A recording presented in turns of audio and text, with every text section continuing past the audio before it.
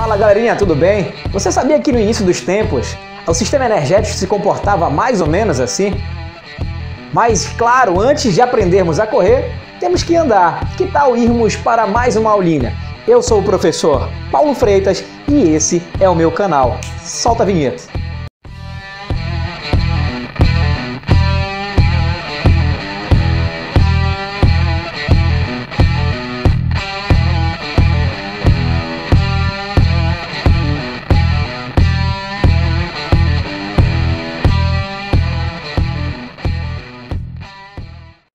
Fala galerinha, tudo bem? Você já deu like aqui embaixo? Você já se inscreveu no canal? Te inscreve, né? Nos ajude a crescer. E o teu apoio é de fundamental importância, porque é ele que nos motiva a continuar. Né? A gente tem recebido várias mensagens de alunos, ex-alunos, de pessoas, né, que não conheciam a gente, estão conhecendo, mensagens positivas. E esse vídeo vai para vocês, beleza? Então, Fundamentos da Ótica, que foi um pedido aí da galerinha que está participando, Fundamentos da Ótica Geométrica, é um assunto muito interessante, e é esse assunto que vai, na realidade, fazer com que você entenda ou não a ótica geométrica, né? Então, eu separei uma aulinha bem bacana sobre isso, que é para a gente tirar algumas dúvidas. O primeiro fenômeno a ser estudado aqui, não é justamente o raio de luz. O que é um raio de luz? É um segmento de reta, gente. Por exemplo, observa que se eu tenho um segmento de reta, se eu estou trabalhando aqui com um segmento, único segmento, uma retinha, é um raio de luz. E o raio serve para quê? Para indicar direção, sentido e até mesmo a intensidade. Tá? Eu quero que você entenda que quando você tem vários raios de luz, você vai ter o que nós chamamos de feixe, ou então pincel de luz, que é um conjunto. E esse conjunto ele pode ser de três formas, né? Isso aqui é muito visualizado mais lá na frente, quando a gente vai falar de espelhos esféricos, lentes, espelhos planos e por aí vai. Então, olha só, feixe de luz paralelo. São quando esses raios são paralelos. O que eu te falei agora? Que o raio é cada segmento desse, né? Cada segmento. Um conjunto de raio é o feixe. Então, esse feixe ele é paralelo justamente porque eles são equidistantes entre si, né? São retas paralelas, na realidade. Tu encontra esse cara aqui lá nos lasers, né? Aqueles lasers, quando tu ativa, repara que é bem concentrado, polarizado, porque tu tens aí raios paralelos.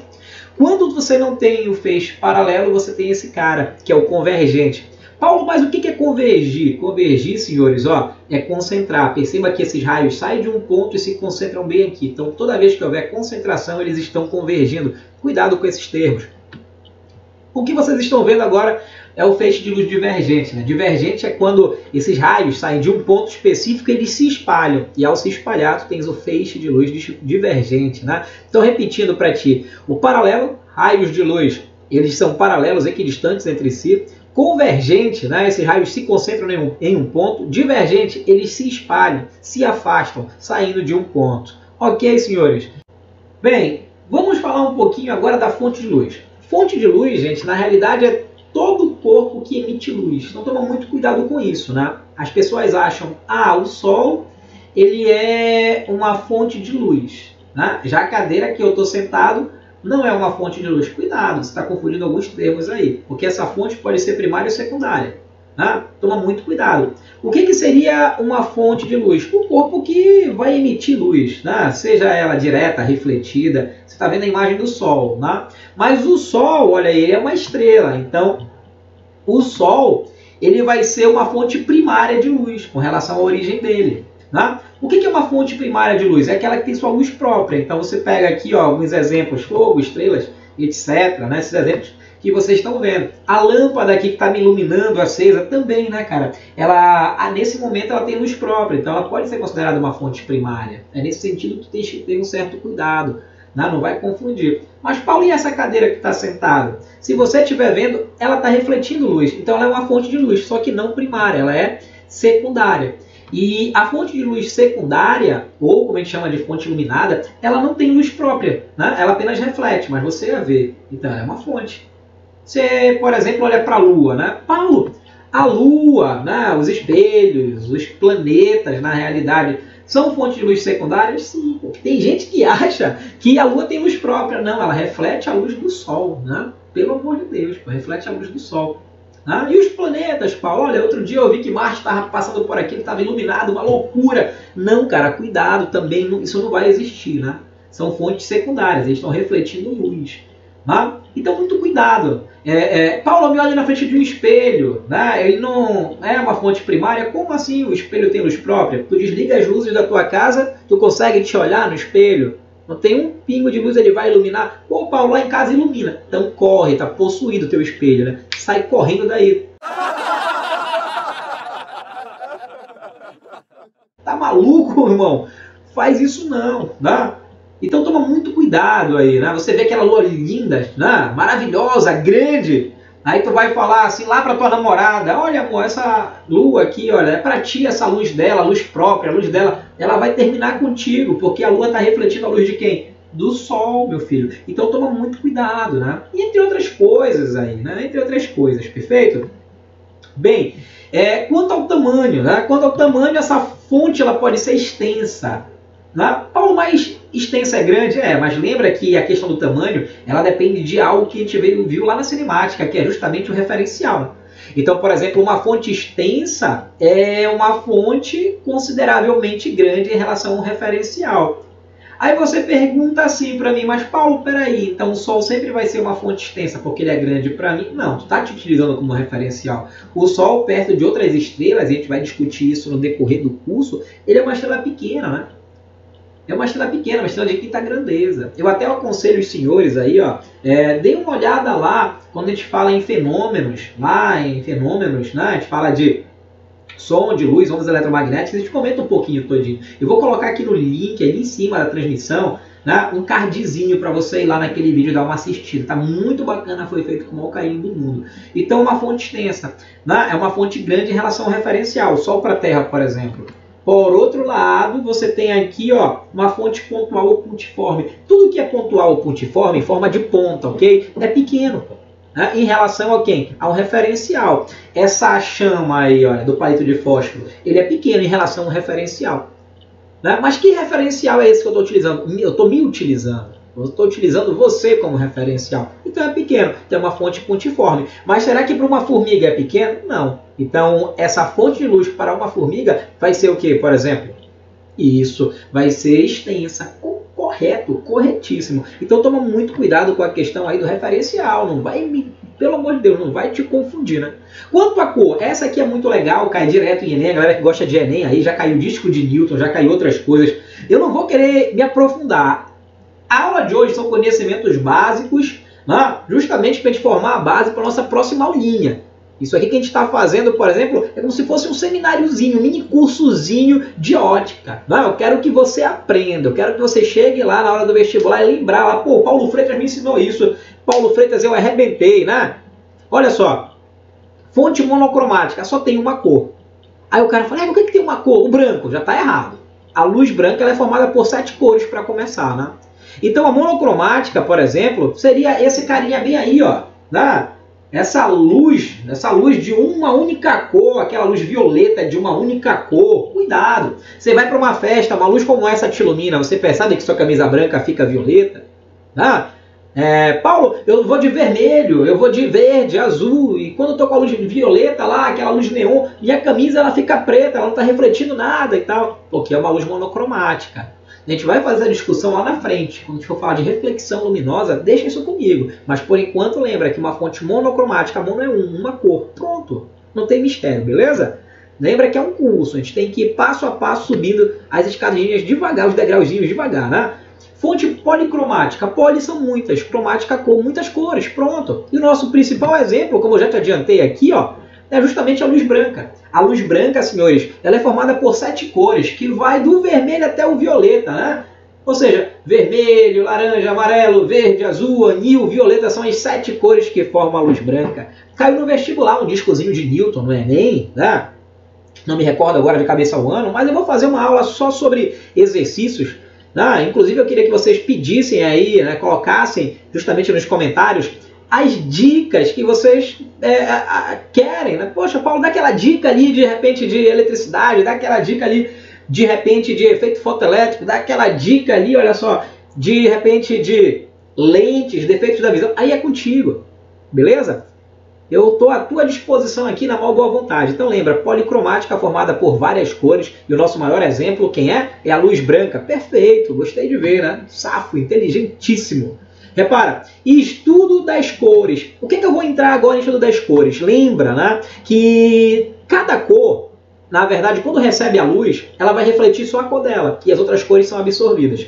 Para te entender isso, sem me alongar muito, senão o vídeo vai ficar muito extenso e cansativo para ti, observa. Paulo, eu estou recebendo a luz branca formada pelas 7 cores. O corpo é verde. Você está percebendo bem aqui, ó, que o corpo é verde? Pois é, então o verde só reflete o verde. Por isso que você enxerga verde. E as outras cores que compõem o branco serão absorvidas. Toma cuidado apenas com 2 cores. Quais são as 2 cores? O branco, porque se o corpo é branco, ele vai refletir todas as cores, né? E o corpo escuro, né? O corpo negro, preto. Paulo, por quê? Porque essa cor ela absorve todas as cores. Então, repetindo para ti, o branco reflete todo, preto absorve todo, e as outras cores só refletem as delas, absorvendo as demais. Essa discussão lá na frente também a gente vai fazer, como eu te falei, são conceitos iniciais. Meios ópticos, né? A gente trabalha com 3 meios, e o primeiro é o transparente, é o mais fácil. É quando há passagem completa da luz. Passou completamente o feixe de luz, pronto. Tu tens ali um meio transparente, né? Então, quando há passagem completa dessa luz ali pelo meio, sem dispersar nada, é meio transparente. Perfeito? É um vidro, por exemplo. E Paulo, e o outro meio? Seria o meio translúcido. Olha o meio translúcido aí. O que seria o meio translúcido, né? A passagem parcial. Por que parcial? Porque uma pequena parte ou uma grande parte da luz ela dispersa. Aonde é que você tem esse tipo de imagem, por exemplo? Naquele boxe do banheiro acrílico, que você olha só vê a sombra. Você está assistindo um programa de TV lá, né? Que eu não vou fazer merchan para ninguém aqui. Só para o nosso canal. Já se inscreveu? Te inscreve. Canal Professor Paulo Freitas. É o canal que vai te fazer entrar na universidade.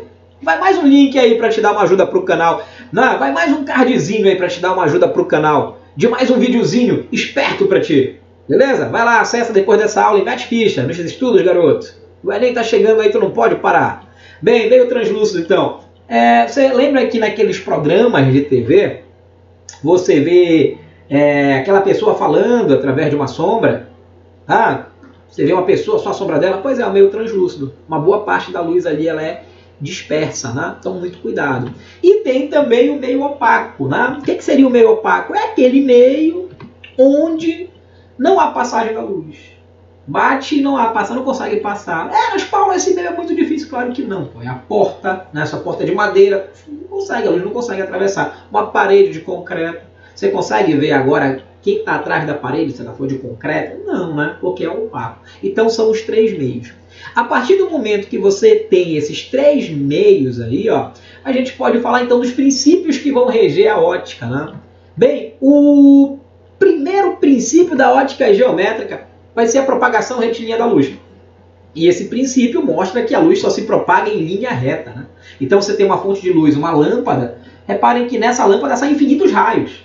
Infinitos raios, mas todos eles saem em linha reta. Todos eles saem em linha reta. Paulo, como é que eu enxergo um objeto? Olha aqui, ó. Lá vai a luz, lá vai a luz, lá vai a luz. Linha reta. Bateu aqui, ó, na rosa, foi refletida em linha reta para os olhos. Tu recebeu essa informação, transformou em imagem. Tudo em linha reta. Detalhe que a gente representou 4 raios de luz apenas, né? Lembra que o raio de luz era um vetorzinho? Então, né? Mas quando você acende uma lâmpada como essa, tem bilhões aí de raios de luz, muito, infinitos raios de luz, né? Então vários atingem todas as posições possíveis e todos esses raios serão refletidos para os teus olhos em linha reta. Então o primeiro princípio é o princípio da propagação retilínea, mas lá na frente eu vou te dar 2 exemplozinhos desse cara, né?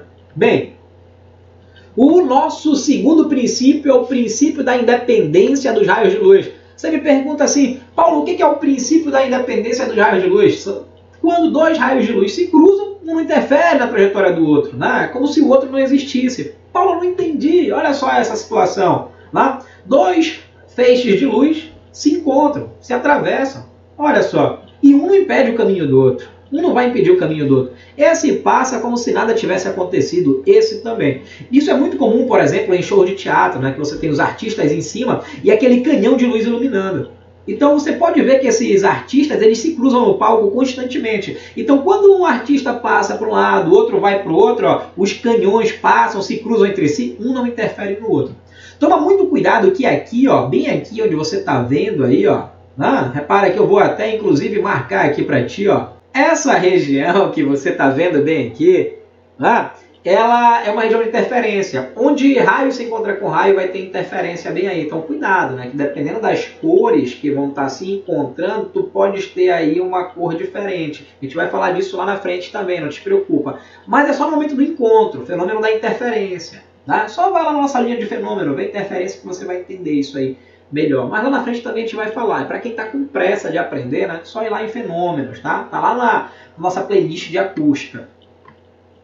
Bem, o último princípio, né, é o da reversibilidade dos raios de luz. Esse princípio diz o seguinte, né, se revertermos o sentido de propagação do raio de luz, ele continua a percorrer a mesma trajetória, porém em sentido contrário. Por exemplo, se você está vendo a pessoa B através de um espelho, se a pessoa B olhar pelo espelho, olha como ele segue o sentido contrário, vai te ver também. Então é reversibilidade, né, de reversível. Olha aqui, ó, tá? Bate e volta para os dois lados.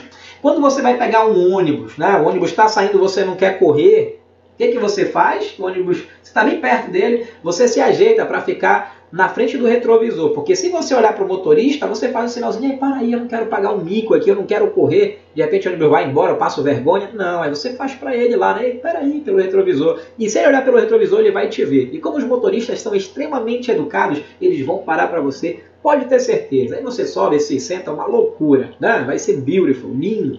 Perfeito?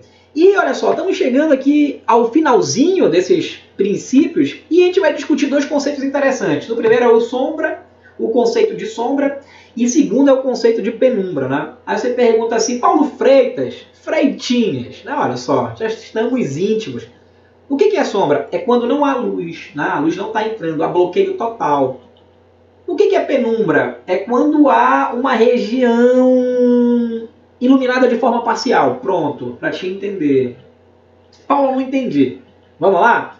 O que você chama culturalmente de sombra não é sombra, é penumbra. Pronto. Estou debaixo de uma árvore, penumbra. Estou debaixo de um toldo, penumbra. Na sombra você não vê nada, você não veria a sua mão na frente dos seus olhos. É escuridão total, né? Escuridão total. Preste atenção na imagem aqui, ó. Lembra que a gente falou ainda há pouquinho para ti de fonte, né? Pontiforme e extensa? Então, ó, em relação ao referencial, esse cara é o quê? Pontiforme. Perfeito. Fontes pontiformes trabalham com dois raios de luz. Um passa por cima do corpo opaco, o outro passa por baixo. O que a gente viu? Qual foi o primeiro princípio da ótica geométrica? A luz só se propaga em linha reta, então ela não vai desviar, ela não vem aqui para dentro, ó, porque ela passou direto, não pode. Então aqui atrás, como essa região aqui foi bloqueada, né, um meio opaco, aqui atrás é sombra, escuridão total. Qualquer corpo que esteja aqui não vai ser visto, né? Você não vai ver, perfeito? Então muito cuidado. Aqui, ó, você tem só sombra. Então, fonte pontiforme só forma sombra. Paulo, mas aqui na Terra eu olho para baixo de uma árvore e está lá a região que eu chamava de sombra, mas agora eu sei que é penumbra.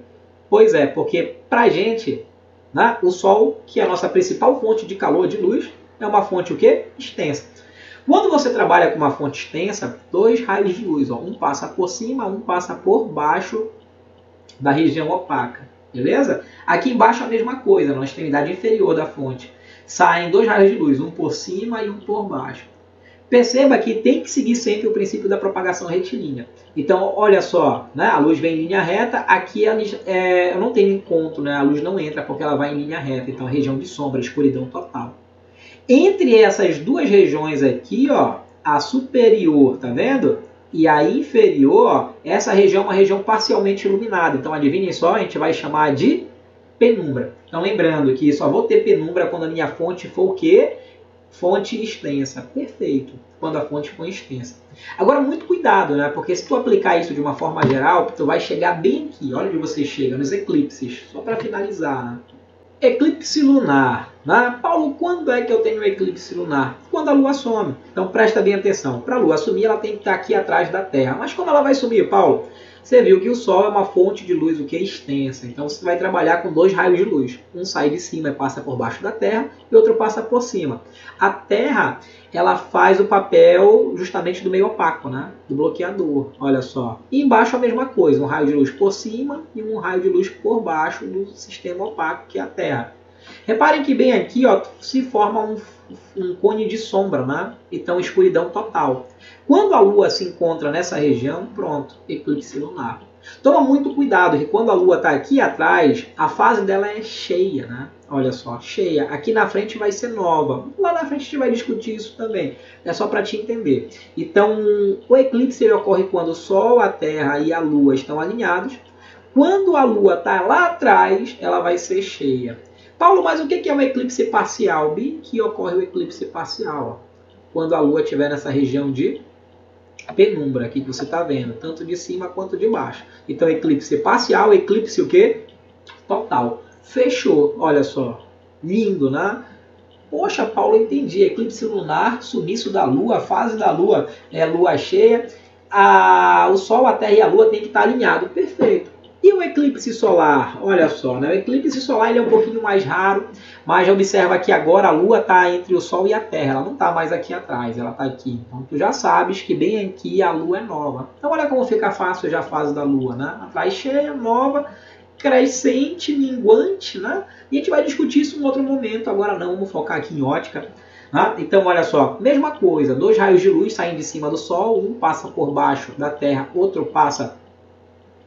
Aliás, um passa por baixo da Lua atingindo a Terra e outro passa por cima da Lua atingindo a Terra. Né? E aqui embaixo 2 raios, um passa por cima da Lua e outro passa por baixo. Lembra que agora quem faz o papel do sistema opaco é a Lua. Então essa pequena região que você está vendo aqui, ó, é o cone de sombra que nós chamamos. Então bem aqui você vai ter realmente o meio opaco, né, bloqueando, e aqui a sombra atingindo a Terra. Então, para essa parcela, pequena parcela na Terra, tu vai ter o eclipse solar total. As pessoas não vão ver o Sol porque a Lua está na frente. Né? Então, olha só, o Sol some. Isso ocorre na fase de Lua nova. Beleza? Paulo, e para quem está aqui nessa região grande, aqui, ó, bem aqui você pode perceber que é o cone de quê, gente? Esse cone aqui, ó, né? É o cone de penumbra. Então, você tem aqui uma região parcialmente iluminado. Então o eclipse ele vai ser parcial. Perfeito? Bem, galerinha, chegamos ao final de mais uma aula. Espero que vocês tenham gostado. São os princípios iniciais, né, da ótica, vão servir de base para o nosso curso, como eu falei. E eu espero também que vocês curtam o canal, dê um like, se inscrevam, nos ajude, ative o sininho, assista os vídeos que estão chegando, que é para o projeto crescer e atingir as pessoas que, assim como você, estão em busca do conhecimento, estão precisando do conhecimento. Ok? Ficamos por aqui, um abraço e até a próxima!